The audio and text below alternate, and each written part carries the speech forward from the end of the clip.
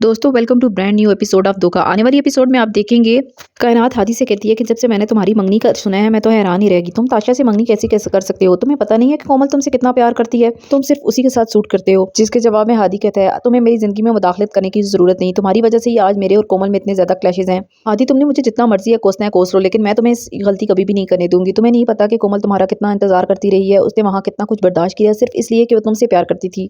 तुम ये एक बहुत ही गलत डिसीजन ले रहे हो, कल को तुम बहुत ज्यादा पछताओगे। क्या कायनात तुम्हें ये नजर नहीं आता कि कोमल ने मेरे साथ कितना गलत किया? उसने अपना बिहेवियर कैसा रखा मेरे साथ। सच बात तो ये है कायनात कि अब मेरा दिल नहीं करता कि मैं कोमल को माफ करूं। कोमल ने मेरी जिंदगी में आने में बहुत देर कर दी। हादी अभी भी कुछ नहीं बिगड़ा, एक दफा फिर सोच लो, तुम्हारी जिंदगी में कोमल जैसी ही लड़की सूट करती है।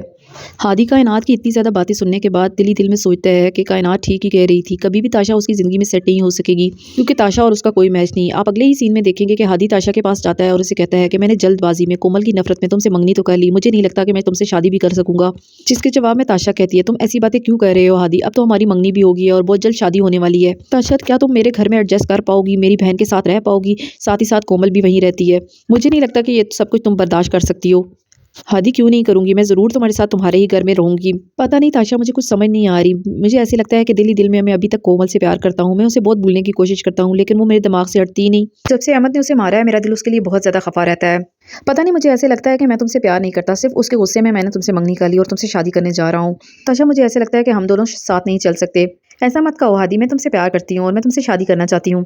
ताशा मेरे साथ शादी एक धोखे से ज्यादा कुछ नहीं, इसलिए बेहतर यह है कि तुम अपना फैसला बदल दो और मुझे माफ कर देना। मैं इस रिश्ते को ज्यादा देर नहीं रख सकता। मुझे लगता है कि मैं अपने दिल से कोमल को कभी भी नहीं निकाल सकता, इसलिए बेहतर यही है कि मैं कोमल को अपनी जिंदगी में शामिल कर लूं।